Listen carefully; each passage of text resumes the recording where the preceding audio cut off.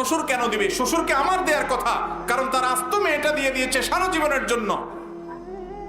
পড়ালেখা করাইছে সে, গড়ে তুলছে সে, গাছ লাগাইছে সে, আর গাছটা তুলে নিয়ে আসতেছে আমার সংসারে, সারা জীবন আমাকে সার্ভিস দিয়ে যাচ্ছে। নির্লজ্জের মতো কিভাবে ওই শ্বশুর বাড়ির দিকে তাকাইতে পারে কোনো যুবক?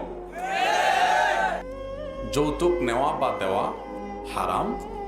বিশেষ করে নেওয়া তো সর্বাবস্থায় হারাম।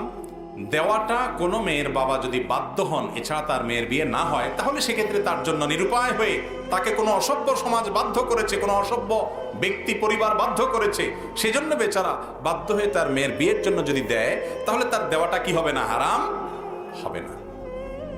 যারা যৌতুক নেন, মুরব্বীরা ছেলে বিয়ে করে যৌতুক নেন, চাচিরা ছেলেকে বিয়ে করায়া ছেলের শ্বশুরবাড়ি থেকে বিভিন্নভাবে আদায় করেন।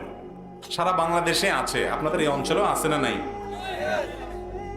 রমজানে ইফতারি দিতে হবে, বিশাল বড় আপনার স্তূপ করে ইফতারি নিয়ে যেতে হবে। মেয়ের বাপের কি আছে কি না আছে এসব দেখা দেখি নেই, ঠিক না বেঠিক? ফলের সময়